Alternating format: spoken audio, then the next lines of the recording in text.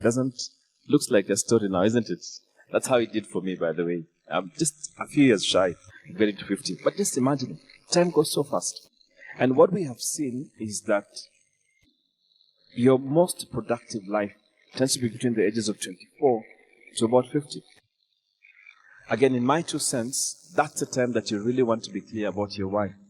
Some people have found their why, by the way, when they're 60. And I'm not saying it's wrong, but you can imagine how much energy you have. Your body in itself is starting to shut down. That's because you're in that category of people, as I said, who are exiting and they are making way for the young people to come in. So if you really want to be able to succeed, if you really want to excel in your why, then you have that window period. So let me show you what Apple's why is. If you go to the next slide, next one. That's Apple's why. They say everything we do, we believe in challenging the status quo. We believe in doing things differently. Next slide. And they also have their how. They say that the way we challenge the status quo is by making our products beautifully designed, simple to use, and user-friendly.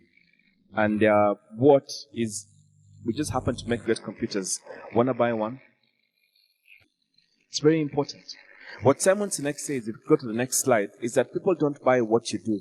People buy why you do it. And I think that really forms a good basis of our first discussion. Do you wake up with clarity about your why? Because what you do is just a proof. Saying I'm an accountant, I'm a doctor, I'm a salesperson, that's what you do. It's why that is really so important. And I can tell you, having been in sales for the better part of my life, that even when we sell, people don't just buy what we are selling. They buy why we are selling it. And think about it. The phone that you have today, you bought it because of certain things that it is able to represent. And that's what Simon Sinek says. Now, to our first exercise. So please get your phone. I know some of us don't have, we don't have notebooks, but get your phone. You can type. Okay. Go to the part which says your why statement. Okay. I want you to first start building what your why statement is. Okay. Your why statement has to be simple and clear. It has to be in one sentence and it has to be actionable. That's what I want you to remember. Actionable is the key word. It should also focus on how you are going to contribute to others. It must be expressed in an affirmative language that resonates with you. It's personal and professional. So there are two things that your why statement should have. Remember, this is your first time, maybe for some of you, that you're doing your why statement. But I'm going to give you a couple of minutes just to write it down. What would it be? And it should start with something like 2, which is your contribution, so that and the impact. Now, for some of you, maybe I heard you say here you want to be in accounts. So you want to change people's lives by making sure they understand or they apply accounting in their life. For some, maybe it's music. For some, maybe it's theater. Whatever it is that you feel your why should be, it's a good point to start. I'll give you 3 minutes to write your why. You should have those 2 things. 1 is the contribution. Number 2 is the impact.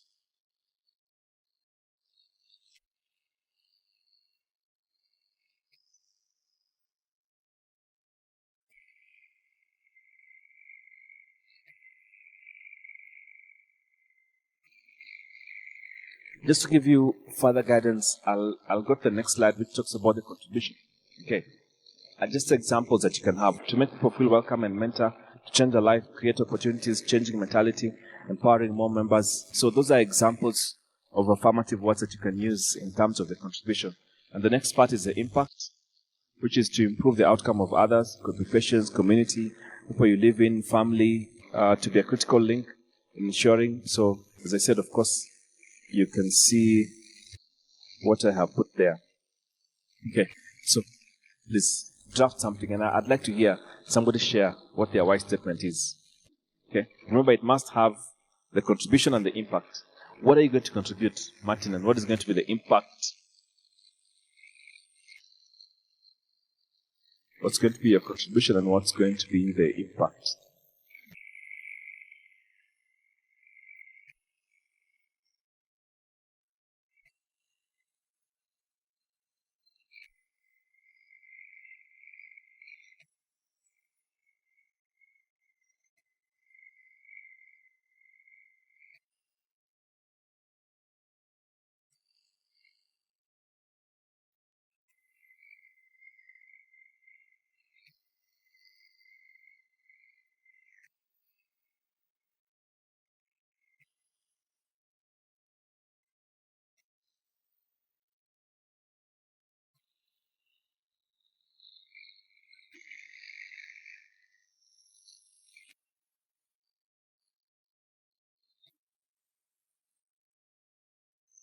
So a little bit background.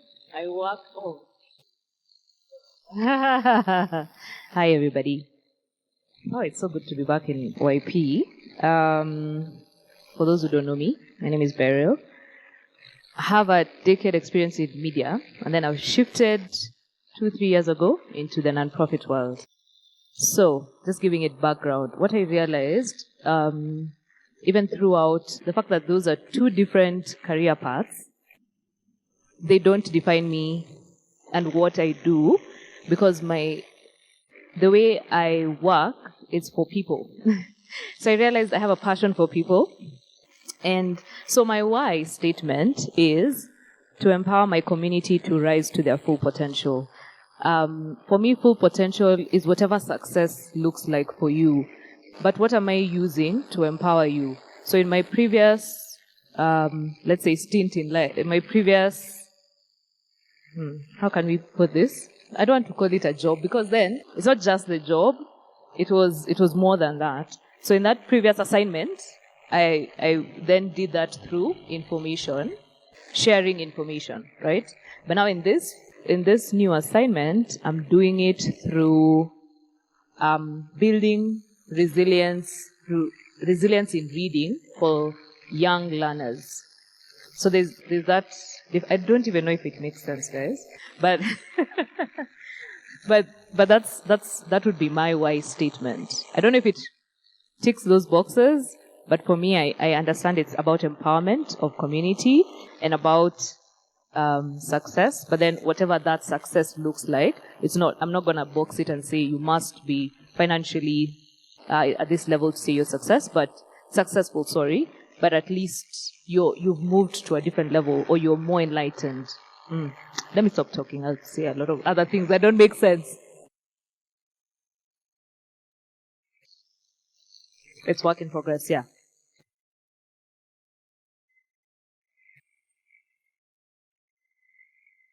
Like it's to rise to their full potential.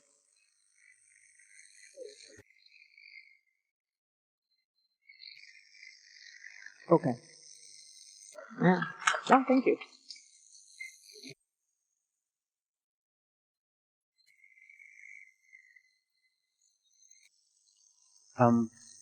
So again, starting with a brief background, I'm in the IT. I focus majorly on software development. I've done it for more than 10 years. And in the course of that, I've seen a lot of innovations, both coming from outside the country and the continent at large, and even those that are coming are being imported, sort of. And one of the things is that I noted the startup ecosystem in Kenya. Basically, most of the founders are whites and even foreigners, and most of the Kenyans or the Africans will just stay on the board just to validate it and probably get the government green light to operate around. In that light, I do believe there's a lot of talent, and we have broken systems in Africa. And one of my passions for a long time has been to have sort of an impact in the continent with the innovations that come up. I've had a couple of ideas before, some of which I delayed, and I saw them being implemented by other people. And yeah, and these are some of the things that I came to learn. And the validation in that is that some of the ideas that I've always been having, they're actually working, and they're really just a matter of pushing them. So my wide statement at this point is to be a top innovator so that I can empower Africa, African systems to work for its people.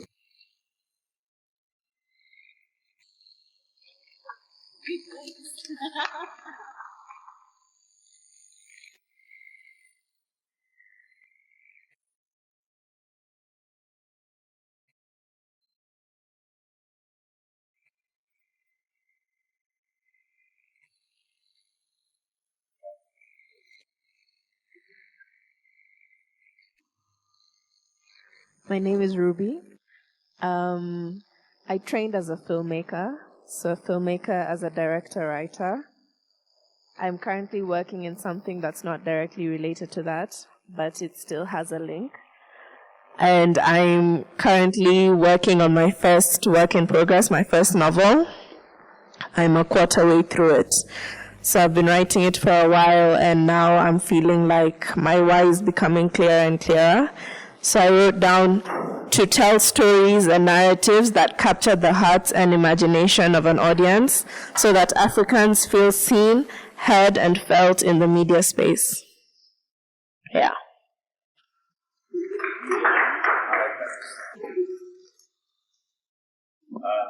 Said one last person. Yes. Okay.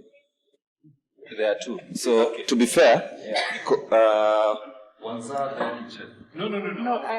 Oh.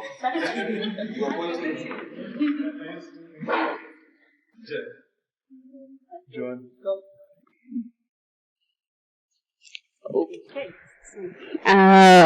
For me, context, I studied architecture, and now I work in construction, and I've discovered there is a lot of frustrations from when you've gone to an architect, you've designed a house for yourself, you've given a brief, and then when it comes to implementation, people don't know who is supposed, what you need, your needs now and your needs in future.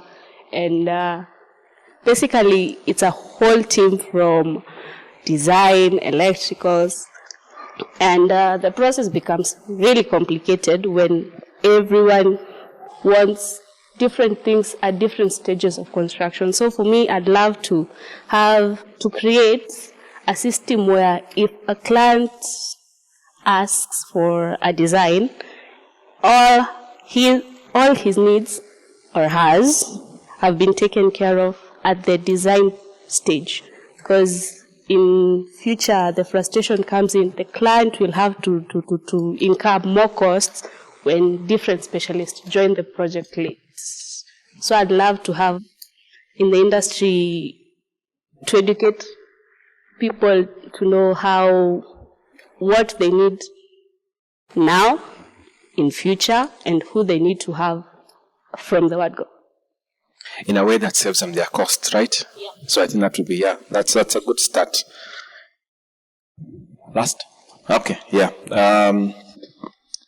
I'm happy that we are relying on that. We can look at the example for Simon Sinek's why. You can go to the slide. Yeah, but before, actually, there's one for, and it says to inspire people to do the things that inspire them so that together we can change the world. I follow Simon Sinek. Is a fantastic leader. And I must say, I see him do this not just on the trainings that we follow through on the social media platforms like LinkedIn, but it's what he does. I've also put in my why statement, which you can see there. I work with organizations and individuals in helping them sharpen their leadership and business skills so that they can accomplish more and grow. And I've done this from 2006. So I must say, I feel like I have definitely lived my why, and I still do it to date, as I said. In fact, it's one of the things that inspired me to pursue my PhD. It really is something that I live every single day. So even as we finish on this, I want you to remember that the clarity of why defines your purpose course. And if you want to read a lot more on that, you can look for the book by Simon Sinek, as I said, Start With Your Why. In fact, there's even a workbook that also is very important. More so because I also didn't realize when you are in an organization that clashes with your why, you will struggle. The same way, if you are in a relationship with somebody that your why doesn't align, you will also struggle. So that there's a correlation between your happiness, so to put it, and the people that you exist with, even organizations. And the how is, as I said, of course, the discipline, the strength and values or guiding principles, and the consistency of work, which is the role at work or what you get paid to do. So having those three is extremely important. What's the takeaway out of this? You can go to the last slide. Next slide. Next. Yeah. What I want you to remember out of this is you need to focus your energy really on your why. And more so at the time when you are still quite energetic and young, whether you are a software engineer, you are an architect, as we have said, You're in learning, as Beryl has said, and you need to remember that a time will come when you will not have the same energy that you have today. And time, by the way, is so precious. We usually tell people that it is the one resource that cannot be renewed, whether you like it or not. We all have 86,400 seconds, I believe, right? Somebody did ask one day when they were hosting. I can't remember who it was. How many seconds do you have in a day? 86,400. So it goes. Before you know it, that time is really gone. And if you don't execute it, somebody else gets to do it. If you don't live your why, somebody else is busy living their why. And what do? We're so busy on social media looking at the people that are living their why and wondering why we are not living ourselves. So it's important that you have your why statement. I encourage you to write it. I usually write my vision board in my bathroom. I've done it for the last, 6 years. My son sees it every day and they ask me, what do you mean by this? But it's also a way in which you can model. Remember, not just yourself, but you have to make something become a habit. And for it to become a habit, you have to do it repeatedly. And we'll see that in a minute. So also make sure that your actions, your deeds, and your words are aligned to your why. That's extremely important. Ask yourself, what do I need to do to remain on track as far as my why statement is concerned? So I've sort of flipped it, but I know you asked me about emotional intelligence, and my first pillar that I'm encouraging you is just know your why. If you know it, you will find that you become far much more stronger from an EQ perspective. If you know what your why is. And knowing is one thing, living your why is a different thing altogether. And that's extremely important. Any questions? I have one. Yes. Thank you so much, first of all, for taking the angle that you've taken in just putting emphasis on why. I do believe basically this is, like, for instance, speaking to yourself that this is what I'm living for in life. But then there's, like, for myself, I started off with something completely, I thought this is, what I need to do in life. Then later on, by God's grace, I discovered I need to do, I need to follow a certain path. And then with time now, I got to realize, this is my why in life. But I've also met people who are stuck. They're really wondering, yes, I'm doing this thing that I'm doing. But the why could be, I'm just doing this because I want money.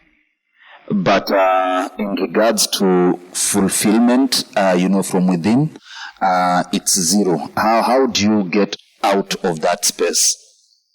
I don't know if I'm making sense with my question. You are. Yeah. Actually, that it goes probably to the workbook for the why, because it's a whole exercise that you need to be able to undertake. But if I just speak from where you have mentioned, a lot of people challenge themselves that yes, I have my why, but I don't think my why is going to put bread on the table, which I probably would disagree with, because what we have seen, especially now, and that's why we have terms like social entrepreneurism. Or a social entrepreneur, people who are solving problems using their why, and by solving the problem, they are happy that they have solved a problem, but they're also able to make money out of that. So I think it's, yes, some people will find a dilemma where they wonder, but this why statement of mine is going to make me very poor. But it shouldn't be the case, truthfully speaking. Because I think it's a matter of how you then unpack it, and how do you then link it so that that particular why statement allows you to still be able to meet the demands that you have and still enjoy. I feel like the opposite is far much more worse, where even if you're making money but doing something that your heart is not into it, it's like you have a void inside of you, isn't it? You have all this, whatever you want to call it, wealth, which doesn't really define who you are. And at the end of it all, yes, but have you had any impact really? None. Have you sort of changed people's lives? None. Do you feel a sense of fulfillment when you put your head on the pillow at night? None. So I feel that is much more painful, and it's much more costly in the end, because you will leave that money. But people are remembered a lot more for how they made other people feel. I believe there's a quote, I think, by Maya Angelou, and that's what I believe is important. That's what I believe is important. It's how you how you will exit and how other people will remember you for the way you are. That's what will leave as a legacy. Yeah. So how do you get out of that space? Yes, I'm making money, but there is an emptiness within me. How do I get out of that space to now come to a place where I am at peace with myself? I know my why, and this why has also impact to others. That's a good question, but I also believe it's going to be answered in our next discussion, because we'll dive into Steve Covey's work, and I'd say just not on the seventh habit. I think seventh habit is probably what will answer this question. So let's keep it. If you feel it's not answered, we can come back to it. I have a question. Yes. So now, let's say, for example, I think at a young age we are most of the times highly impressionable, or basically we can easily be shaped into whichever form. And at times, I think in our lives, as we go through our lives at this age, where probably we may be trying to figure it out, or we're already like on a path. You get to receive different assurances from different people whom you highly regard. So, let's say this one time, this one tells you, you know what? I think you have to be the manager. I think on the next one, your buddies tell you, 2027 ni wewe, and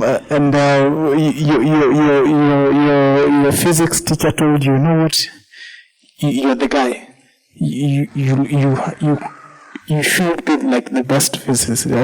So it's those small assurances, I believe, probably have some effect in shaping the directions that we take in life. And now, how then should we, go above that? Because I think at this age, between birth to around almost 40, you are highly impressionable. You can easily be crafted into and taken. You can easily be taken to made into whatever anyone wants. Which is dangerous, because if you're 40, you probably have lost about 15 years already, and you only have about 15 years. Considering, even though we say our retirement age is 60, but by 55, you start going back to see whether you have really prepared. There's always a voice, I think, inside of you that tells you what your passion is. And I say, when we talk about being clear about why, we say it's a changeless core.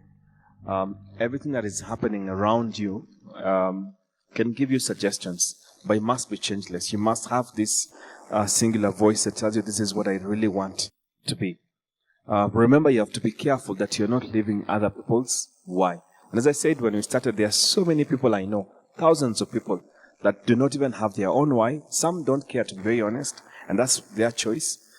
They end up doing whatever comes their way. But that's your life. You will definitely exit and you will not be remembered, because maybe what you're doing was for somebody else. That person might be remembered a lot more than what you will be remembered. So again, it's important to be careful, because somebody who's telling you 2027, you're the one, maybe that is actually their why, and they are sort of deflecting it towards you. And by the way, many people who've been told you are the one have always wananguka sindio. You realize you're actually on your own. They are never really there. And when it comes to what you said about school and the teachers, we've always argued that yes, nature and nurture does play a role. I think they can sort of mold you. They can mold you towards a certain direction. But that decision must be made by yourself. It ultimately must be made by yourself, not by somebody else. Right? I have one question before we move, so I need you to listen very keenly. You are driving a bus. At the first stop, 2 women get on. At the second stop, 3 men get on and 1 woman gets off. At the third stop, 3 kids and their mom get on and a man gets off. I hope you're still with me. The bus is grey and it is raining outside. What color is the bus driver's hair?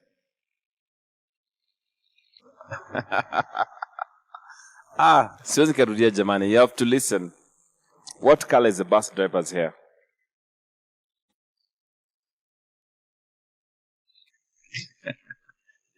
Gray. Why black? Ooh, can we clap for her? She's really very attentive. I said you're driving a bus, so of course the color of the hair is your hair, isn't it? But you had so many grays, isn't it? But it happens, by the way, in listening, and we look at it as we talk about the next topic. It's one of the 7 habits of highly effective people. You often think that you're listening, but the truth is you're not listening with the intent to understand. Usually you're listening with the intent to respond. And so you pick out what you think is important. The rest of the time, you're already deciding what the answer will be. It makes a very big difference.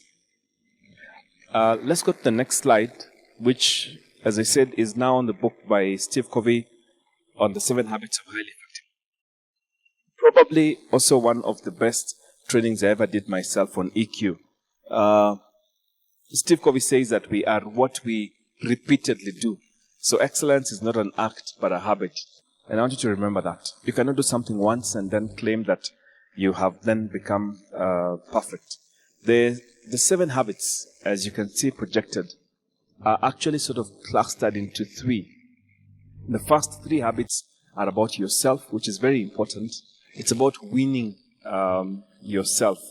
And then the second 3 habits, which is habit number 4, 5, and 6, is about being able to win in coexistence with other people. And then habit number 7 is about being able to sharpen yourself. Steve Covey argues, and I totally agree, that unless you first win within yourself, you cannot go out there and claim to win or coexist with other people. And so he calls habit number 1, 2, and 3 personal victory. In emotional intelligence, that is the most important. Because unless you can manage yourself as an individual, how then will you be able to manage coexisting or relationship with other people? So it's not surprising, therefore, that habit number 1 that Steve Covey says is be proactive. And Steve Covey says that you have a choice to decide to make things happen yourself or to wait for things to happen and catch up. And that Steve Covey argues that people who are highly effective are proactive in nature. That they trigger things to start happening. They don't wait for things. They don't wait for things to happen. And I can tell you, when it comes to emotional intelligence, I've seen people who will not do anything until somebody else nags them or gets them to start. And Steve Covey says that people who are proactive and the ones who are reactive, literally, it's like day and night. In fact, people who are proactive know that they can be able to determine how they will respond to things, whether it's COVID-19, whether it's the economy, whether it's just the weather. And by the way, even as a country, it's interesting that not just as an individual, but even as a country, often we are also very reactive in nature. We know that there's drought, but we are there saying, oh, things are bad, the drought is bad. But people who are proactive don't wait until the drought comes. They actually plan in advance, isn't it? They do something about it. People who are reactive say that the Kenya shilling has dropped. The cost of living has done what? It has gone down. Yet, in real sense, what have you done yourself to be able to prepare? And Steve Covey says that people who are reactive also easily get influenced. I like the fact that she's taking notes. They use every single excuse to get influenced by other things.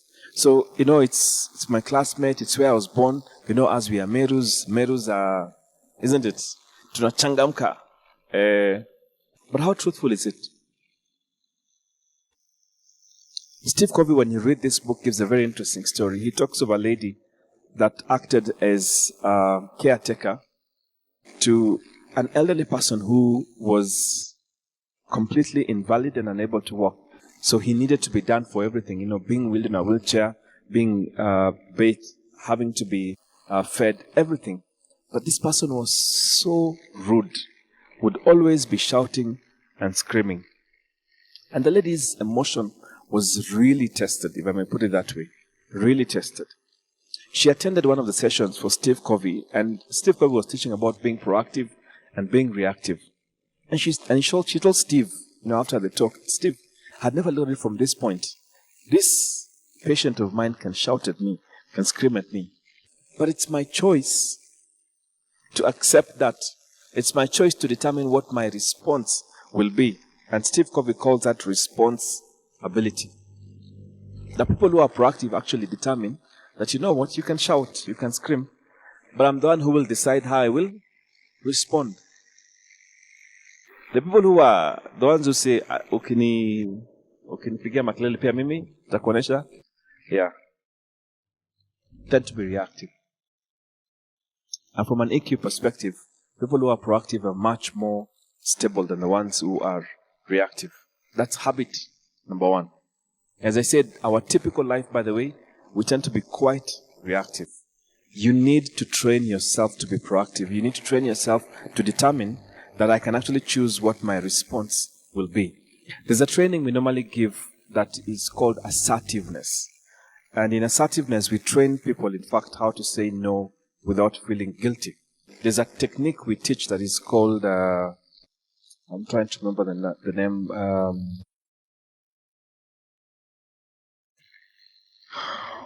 You have this thing that is like a dew, right?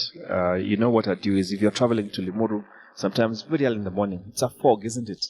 Yeah, it's a fog. Now, when you see the fog in front of you, does it mean that now maybe the town has moved, or there's something that is actually an actual wall, or it's just, you can drive through a fog, isn't it? Right? So people who are proactive also know that even when you have somebody who is so judgmental, what you put is like a fog bank. Because a fog bank means you just sieve out what you feel is important for you, and you move on. Right? You move on. Meaning, even somebody who is criticizing you, they may have a point, by the way. There could be something that they have noted that maybe you need to work on. But you pick out what you feel you need without necessarily picking out everything that they're throwing at you. So many people struggle because they catch balls that are not meant to be theirs. And I'll repeat that. So many people struggle because they are juggling balls that are not meant to be theirs. And by the way, in our culture, especially in African culture, people like throwing balls, isn't it? Many times you wake up and you find your phone and hapa nyumbani sijui nini imefanyika. It's always the first sign of a ball being thrown at. And Steve Covey says you have to be proactive. The second habit is begin with the end in mind. And I like this because every time I've attended a funeral, this has been my biggest challenge in all the trainings I ever did. Steve Covey says, ask yourself, and it goes back to your why statement, ask yourself, if today was to be my funeral, if today people were in K3C, and the book that they held, by the way, I'll have to show this, what I normally carry with me.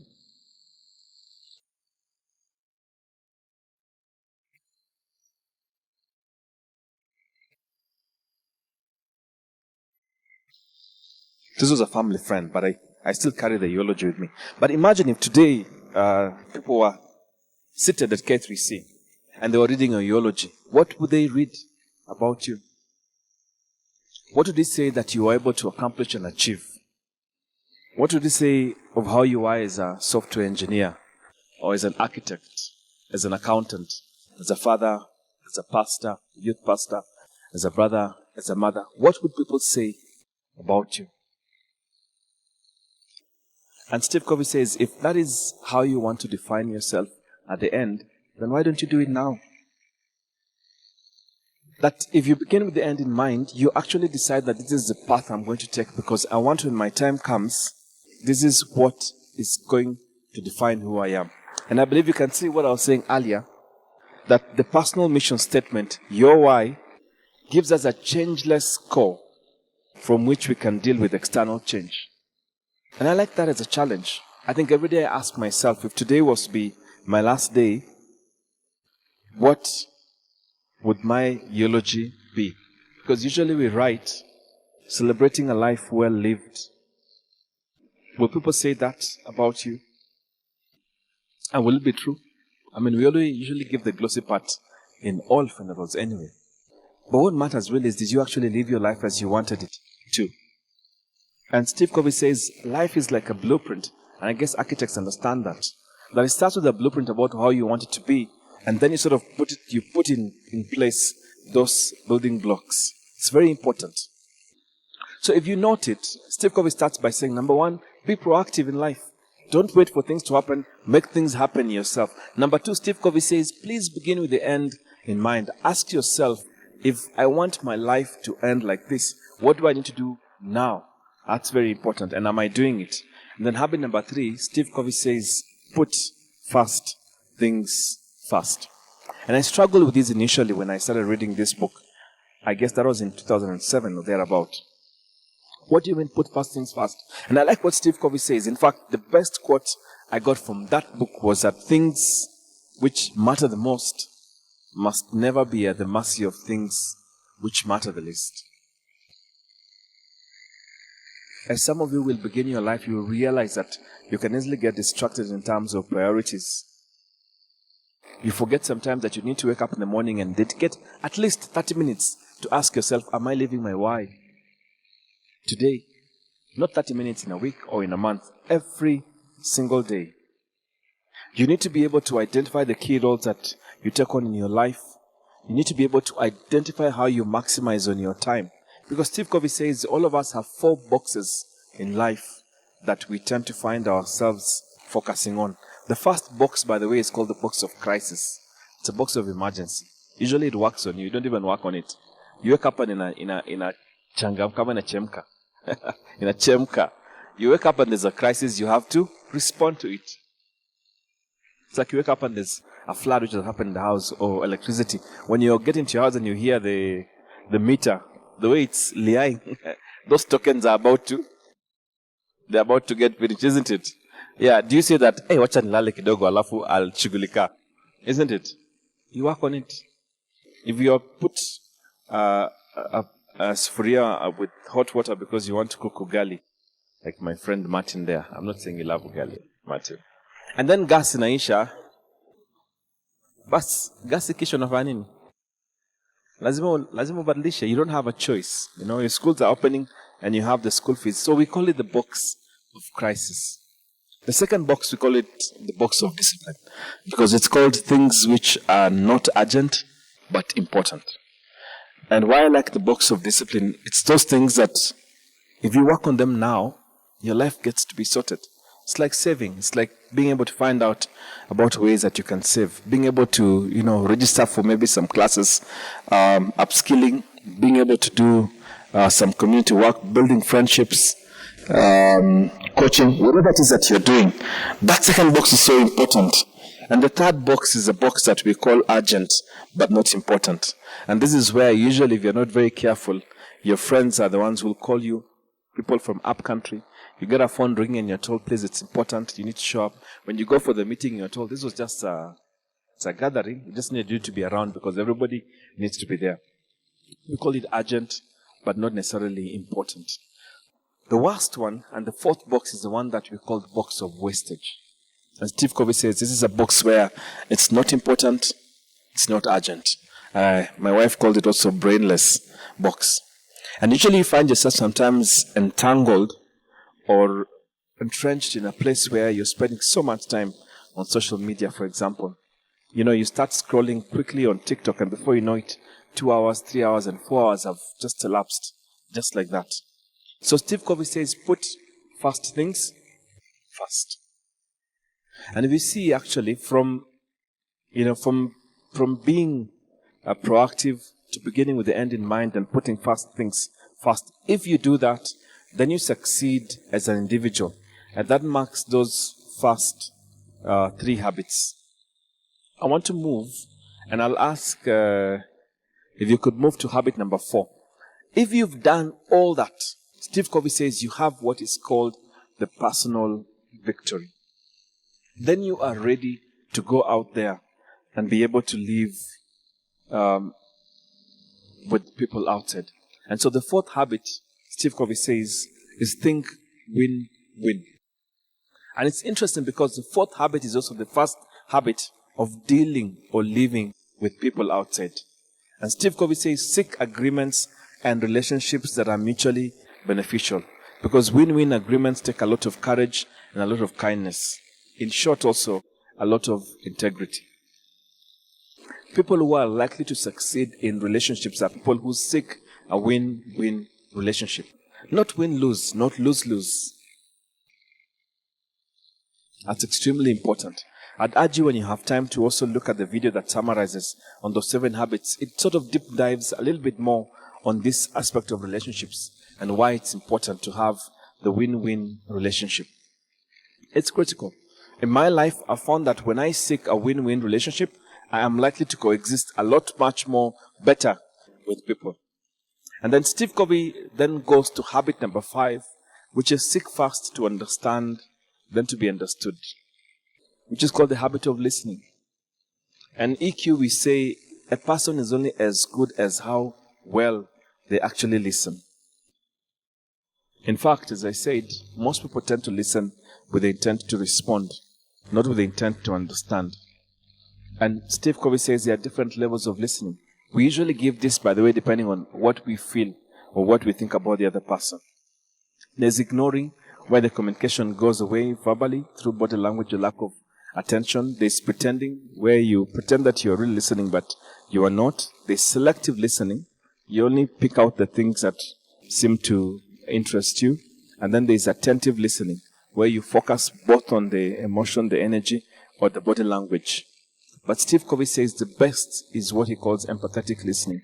And in empathetic listening, you listen 100% to the person who is speaking. You don't just listen to the words that is spoken. You also look at the body language. You ask yourself, what did they mean? What could they mean? You look at it from your heart, your mind, and you give them what we call 100% undivided attention. Everybody strives to get that 5th level of listening.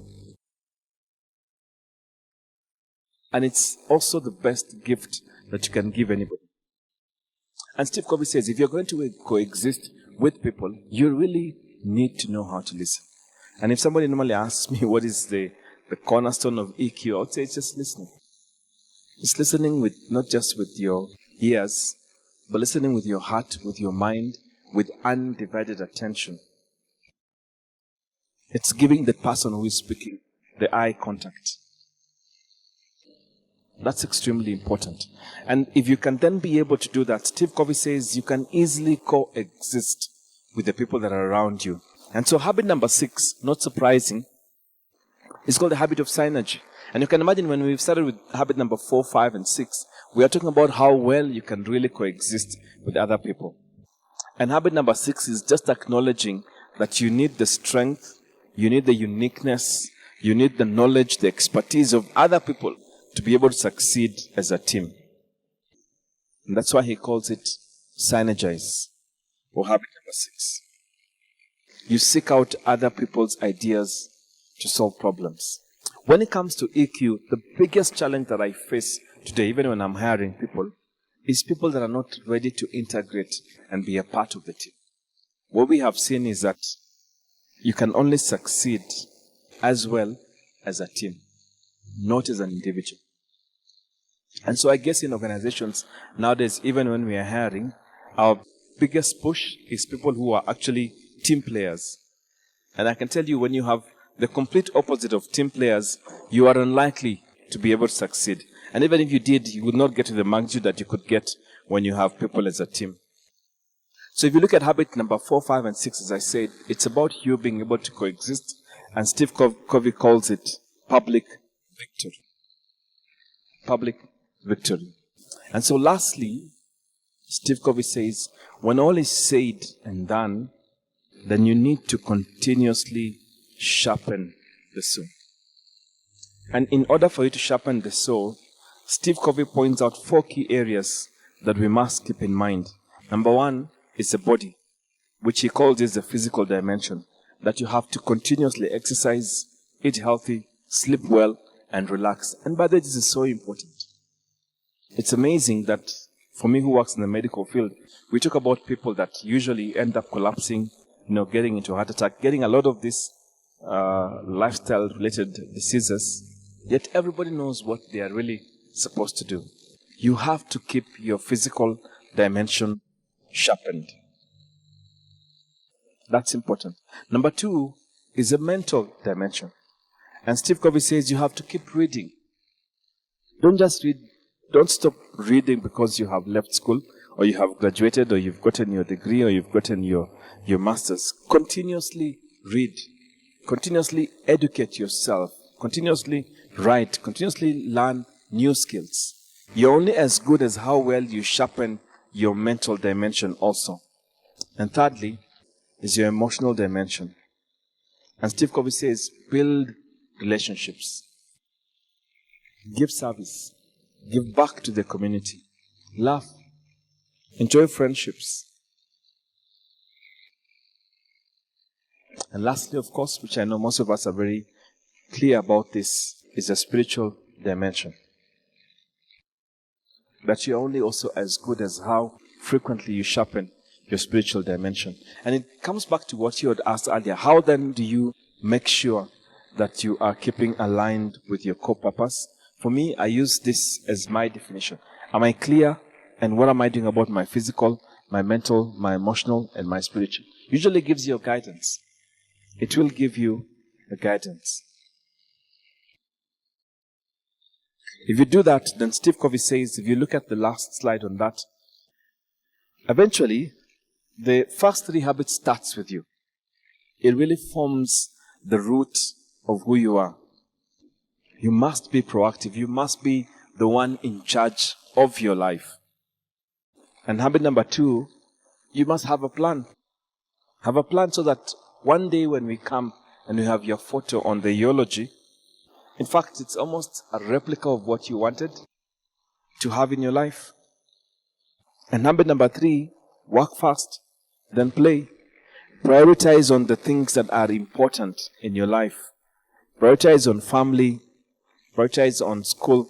Whatever it is that is really important should take the center stage. But more importantly, build your focus on that second box we said that is not urgent, but is important. And so he says that 1, 2, and 3 starts with you. And 4, 5, and 6, therefore, in habit number 4, everyone can win. Habit number 5, listen before you talk. And habit number 6, together is better. You can only be able to sharpen the saw if you balance on those ones that we have talked about. Any questions? It's like the 7 habits in 10 minutes. Any questions as we take a breather? Yes. Yes.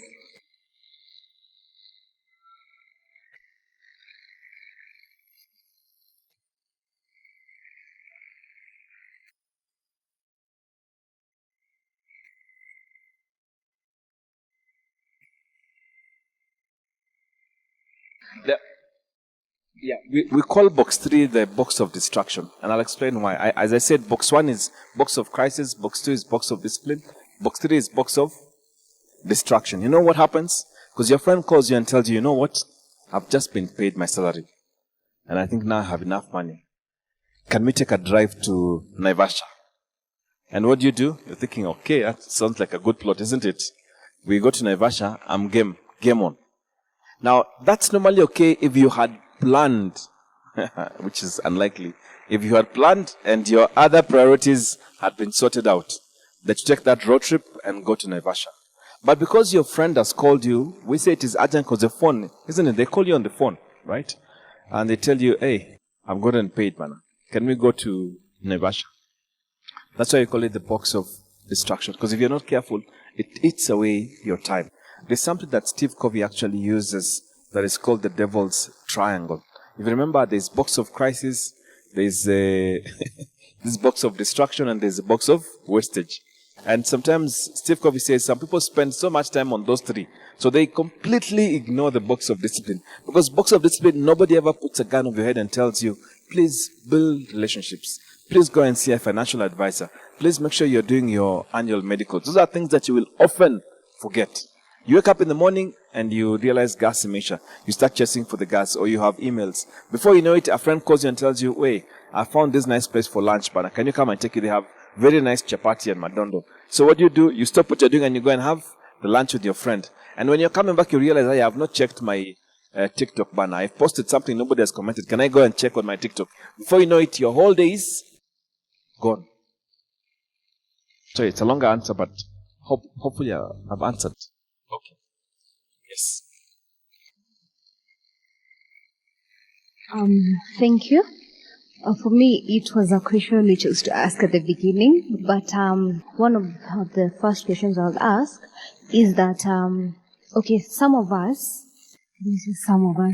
we have grown to a point where our parents started training us to follow their ways. And as we have grown out of, it's like having passion for it. What should someone do, like by the time you realize? Because looking at the whole scenario, it seems like this is the root of distraction which comes at the end of the day. You end up frustrated, you end up depressed, you end up becoming bitter with life. So by the time you reach to that stage, how should one start that level? How should one start? By the time you realize, okay, I've gone wrong, everything is just messed up because I've been living someone else's way, I've been doing this, or you just realize, like, I've been going wrong. Actually, I thought I was, but I was doing the wrong thing. How should someone now, like, say this is it? How am I supposed to start it? Yeah, I think we're lucky because our generation has a lot of second, third, fourth, or fifth opportunities. I say that because I know people, for example, I think about 2-3 weeks ago, I remember hosting a couple, and incidentally it was the mother and the daughter and the husband now with the kids. The husband to the daughter is a doctor, is an orthopedic surgeon to be. And the daughter, she did anthropology, and she's now serving communities, through NGO, which is something she's very passionate about. What most people don't know is that she actually started as a doctor, right? She did actually pre-med and did, I think, 2 years in Chiromo, which was for her the most distressful moments in her life. She doesn't regret a single bit exiting. And incidentally, they met with the husband at that time. She says, I don't regret because I can't see myself going back to, being given those dead bodies they are given as cadavers to try and slice. But you realize that she also acknowledges it wasn't her purpose that she was living at that time. It's because she had also been moved in, we normally say steered, by the parent. In this table that they had come to visit me in my house, I was fortunate I had the three of them. I had the parent, I had the daughter, and I had the son, the husband who was a doctor. And I realized that the doctor, the son, right? He started by saying, my dad was a nephrologist. I grew up knowing I wanted to be like my dad. Which is okay, by the way, to grow up wanting to be like your dad. But somehow, it looks like along the way, that became his why. Literally, he got so fascinated that he didn't see anything else that he wanted to do.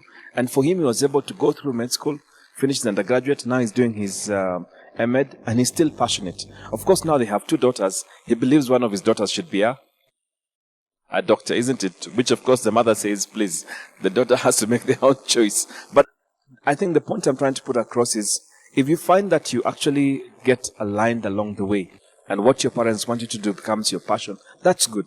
But if it doesn't, I think you can quit. That's what I'm saying. And there are people who've done that. They've told the parent, look, it's really not my passion. And by the way, some who have been forced have ended up becoming a disaster as other business people because their parents forced them to run the business. And of course, not surprising, the business doesn't do so well because it really goes down because it was never their passion. I think we have an opportunity to be able to recalibrate or, go back and do something that you're passionate about because it's your life. I don't know if I've answered. Yeah. I think now it's more possible. Now we have kids who are much more bolder. That's what I'm saying. And they can tell the parents that, Dad, I love you, but this is not. I think during our time it was much more difficult to do that. Yeah. Okay. Eh? Yes. So now, well, in the spirit of first things first, and that square that you shared with us, I get conflicted a bit, especially when I think of things from a global, or let's say a continent view or perspective, especially let's say in sub-Saharan Africa generally, I think we are at the very bottom of the hierarchy of needs, and the things that we are grappling with are the very essentials of things at the for a greater part of us at least, and with this in mind, it gets a bit frustrating having let's say children having dreams of pursuing things that are considered to be not very essential at the very top of the hierarchy of needs. We let's say, for instance, I would give examples, but in light of that, I think, for examples, I think most people may have been, shaped into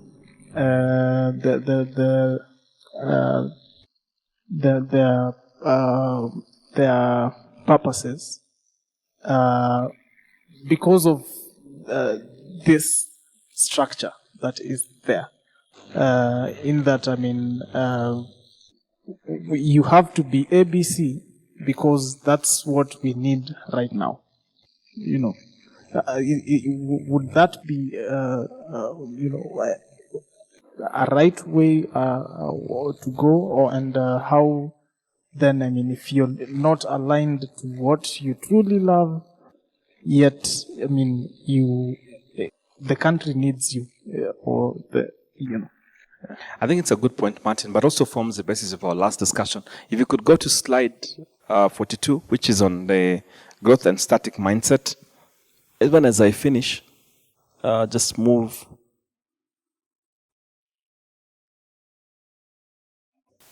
Next. Are you moving behind or going? Yeah, yes, there. I want to finish with this. Most of us, and this book, by the way, is called The Mindset by Professor Dweck, right? It's called The Mindset. That's the last book. Most of us grow up in an environment where either your parents had a growth mindset or a static mindset. And I think it alludes to what you're saying, Martin. A growth mindset is anchored on the belief of continuous improvement. And in a growth mindset, you don't hide deficiencies, you overcome them. In a growth mindset, you also stretch out new possibilities. As I said, typically, a lot of our parents were also brought up in a fixed mindset mentality. Some people call it the scarcity mentality, where they believe that you just needed to have certain things. And it's either you are with it or you are not with it. I either believe that you're going to be an engineer or you are going to be a casual worker. So we were brought up being hammered on these things. And if you see there a fixed mindset, you believe that your qualities and capabilities are cast in stone. In fact, in a fixed mindset, you believe that there's little you can do to change. And really, this is my last submission to you. That even when it comes to EQ, my greatest fear, even for me as a dad, is to have a fixed mindset with my sons. Because I know what that can do to somebody's life. A fixed mindset tells you that you just don't have it. And sometimes if you look at the way we were brought up, either by our parents, our teachers, and by then teachers spend so much time with us in school, they make you believe that this is how you have been boxed. Yeah, we were brought up believing that there are those who look like they were going to be successful in life and they had everything because they were the brightest, they were the ones who would get all the awards in school. But no, look at life, how it turns out. It's not always the case. And if anything, we now know that people who actually have a growth mindset end up doing much more better. And if you look at the next slide, the difference between a growth and a fixed mindset, as I said, it's almost also similarly like day and night. A growth mindset believes in intelligence and talents can be developed. So it's not about where you are, but where you can be able to get. That's the important thing.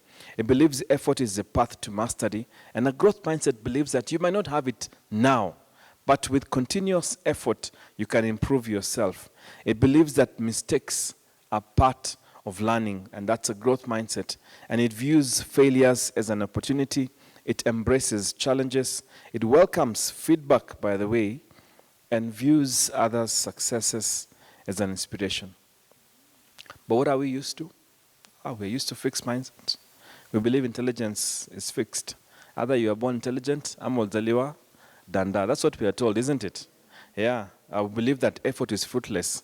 So we don't see you that, in fact, if you have a D, woe unto you, because that D is stuck with you for the rest of your life. That's the worst and most misconceived feeling I've ever seen in my life. We believe that failures define who we are. That's what we have grown up knowing.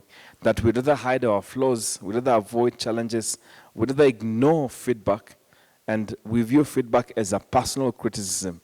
And so it's not surprising that then we also get threatened by other people's success.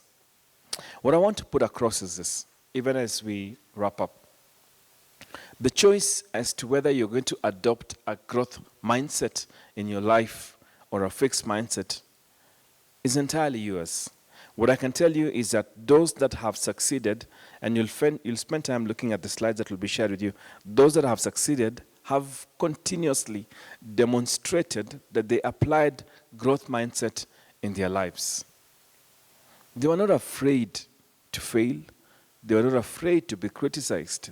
They were not afraid to actually get into something that didn't go through. But they took the lessons that came out of that. And so as a result, they also were not afraid for people that were successful. They embraced those who were successful and said, what can I learn from this person so that I can also become better? They did not fear the challenges that were thrown at them, but rather they looked at how do I embrace and what do I need to do to stretch so I can be able to overcome this challenge. What do I need to do? And it's amazing because I remember in 2017 when I used to stay here in Kilelesha, next to Kilelesha Primary School, when we went to vote, and I was so enthusiastic at that time when we felt that Mike Sonko was going to be our savior. And we queued, to vote him in as our second governor for Nairobi. Very optimistic. And why? Because we had seen Mike Sonko come as a member of parliament for Makadara, isn't it? Come in as a senator. I mean, when people's property went up in Mathare North, he was the first one. He came in with his own fire extinguishing system. There was this Sonko rescue. He brought in iron sheets. He gave people blankets. He gave them beddings. He was literally listening to the people. And so we thought at that particular time that this was the person who was going to be our savior. And so I'm saying that as a person who really voted. But what happened? A few months into the office, the power, the Lemon said to test a man's character, give him what? Power. The power quickly got into his head. And shortly the people that had been a part of a team, as I told you, to change, became ostracized. They were set aside so that only the people that could say yes and not in any way challenge could be kept. In short, I saw, in my opinion, a person who had come with a growth mindset quickly turn into a fixed mindset. He couldn't acknowledge and embrace imperfections. He couldn't accept criticism. He couldn't accept challenges. He couldn't take ownership of his own attitude. He couldn't recognize opportunity for growth, nor celebrate growth. And what happened? Of course, everybody knows how we sank and sank and sank and sank. A growth mindset is a mindset that can actually make a difference in your life. Not only as an individual, but I also believe even in relationships that you exist or coexist in. And that as somebody who gets into life with the intention to be able to finish well, we said beginning with the end in mind, then the growth mindset is really what you need. That's I believe, my third submission, and also my last one for today.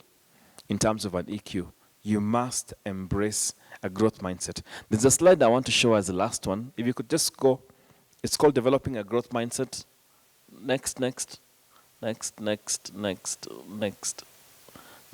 Oh, you've seen the picture of Sonko, right? It's there. Next. Yeah. Right? So just a very simple table that I think you will have when it's shared with you. How do you know that you have a growth mindset? It's very simple. If you acknowledge and embrace imperfections, then you have a growth mindset. If you replace the word failing with the word learning, you have a growth mindset.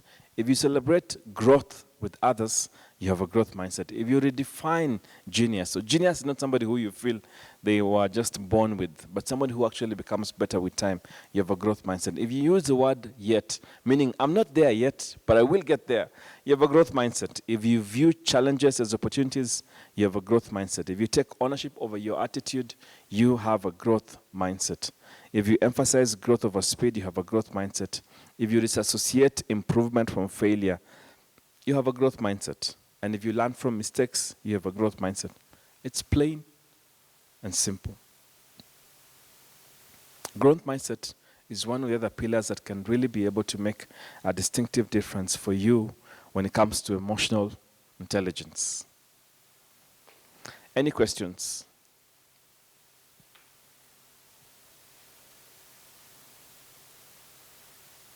Yes. Can your why have a why? So I want to this because of this. So why does that appeal to you, or why is that your why? Can you say your why can have a why?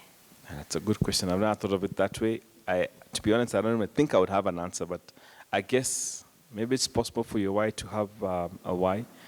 We said it has to be that, it defines your purpose. It defines your mission. It defines why you exist in the first place. Yeah, that's the way I look at it, to be honest. But yeah, I've never thought of it from that angle.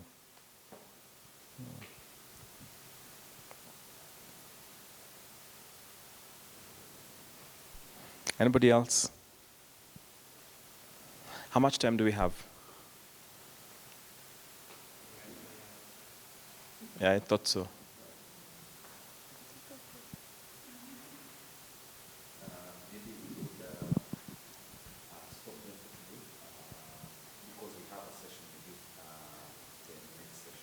Yes. Yeah. Any other question? The notes will be there, by the way. Refer to the notes. I think when we have the next session, I'll just talk about something called presence. But do read, as I told you, the book also, and there's a video, I think, by the same lady that is called Presence. That is important.